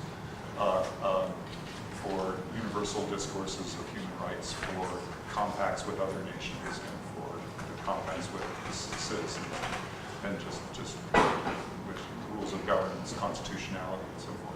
That's, I'm putting that all aside, but that's a kind of lead up to my question. I guess I just want to push back against this lovely phrase, everything that is not wonderful is false, and just make a plea for the ordinary. Even Lorraine Daston, who you mentioned before, devoted a lovely book to classical probability and the Enlightenment, to say the taming of chance, the attempt to actually use mathematics to understand what looks utterly resistant to human rationality. And much of the way science works is confronting something that looks utterly strange, but then trying to domesticate it, trying to render it accessible, intelligible, and so forth, and bringing it into a realm of sedimented, taken for granted knowledge, which is, of course, very important. If you want to establish the reality of climate change, one has to domesticate, what looks very unfamiliar. All of which is a way of saying one doesn't live in a state of absolute estrangement. One doesn't live in a state of the utterly wonderful or the unfamiliar. One lives in some kind of dialectic between what looks extraordinary and then what is domesticated. That's important for the sciences. I think that's also important for politics. And I want to end by saying that I think that Bynum does an injustice to modes of scientific inquiry and modes of historical inquiry in the way that she describes her own practice. I don't think her own practice actually is one of dwelling in the wonderful or the miraculous or the strange, because after all, our encounter with what looks terribly unfamiliar or even miraculous or wonderful or strange in the deep past or in science is an instigation to understand it. Yeah. An instigation to try to explain what looks momentarily inexplicable. And this is all a way of saying that there's some dialectic between the unknown and the known, Right. which is, I think, part of our way of trying to cope with a difficult world. Yeah. And I agree. So, But here's very quickly the what I agree fully with that, and I think that's the great insight of dialectical thinking, right? That dialectical thinking even has to account and acknowledge and respect immediacy. There is not just dianoia, but there is also a noetic moment, etc. But now, if one says, as an historian, I need to undergo this ascesis. I need to historicize, contextualize, be discursive, descriptive, and so on and so forth, right? And not speculate or imagine beyond that, per se. I need to explain or understand. At the same time, I stand in a dialectical relation, which means, maybe something as simple, why did I get into this business in the first place? Or, what does it say to me at the end of the day, right?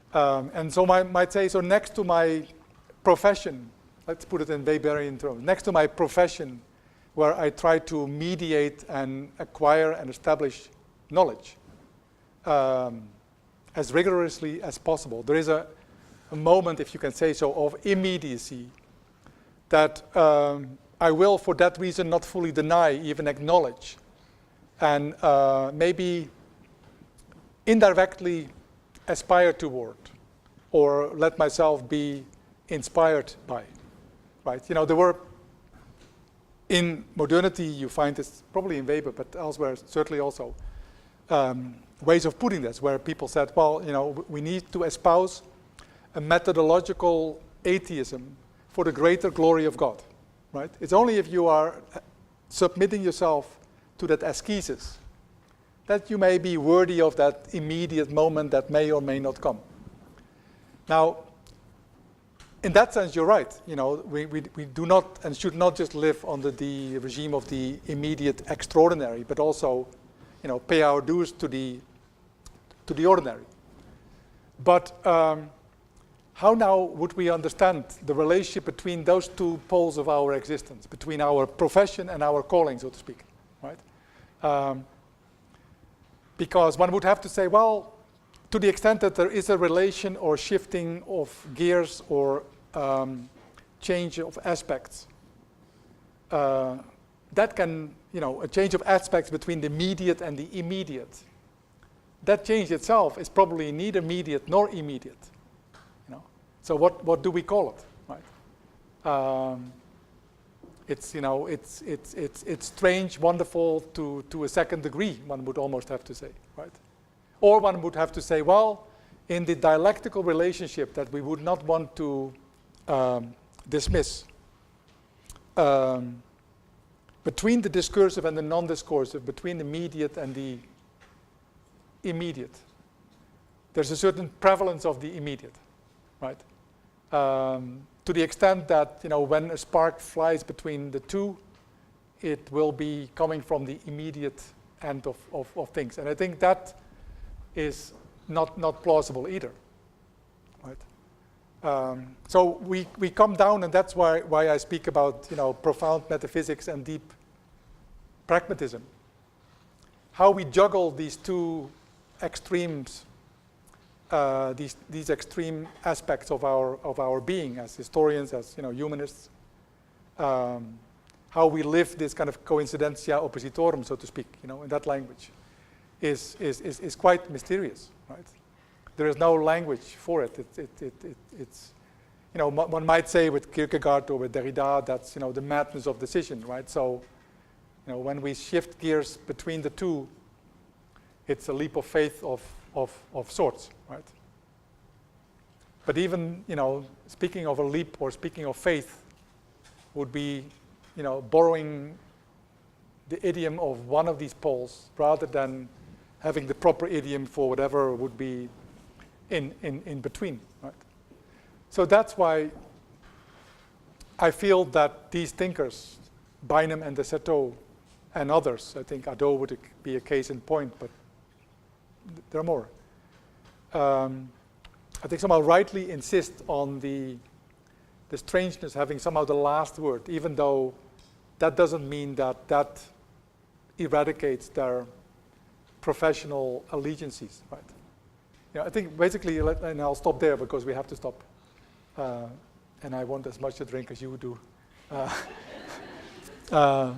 What I basically tried to understand was this line that I find deeply moving. And George Friedman was an urban sociologist, wrote a book on Leibniz and Spinoza, but is mostly known as a fellow traveler and someone who reflected deeply on the political fate of the 20th century, in particular in this book on Power and Wisdom, unfortunately not translated, but really beautiful, where he says, well, many are those who are entirely absorbed in militant politics in the preparation for the social revolution. Rare, very rare are those who, in order to prepare for the revolution, wish to become worthy of it. And I'm basically asking myself, so, if we don't strategize, but we want to be good tacticians of a post-Leninist variety, so to speak, what is it that what are all the imponderabilia that one would have to account, and what would be the language for that? Thank you.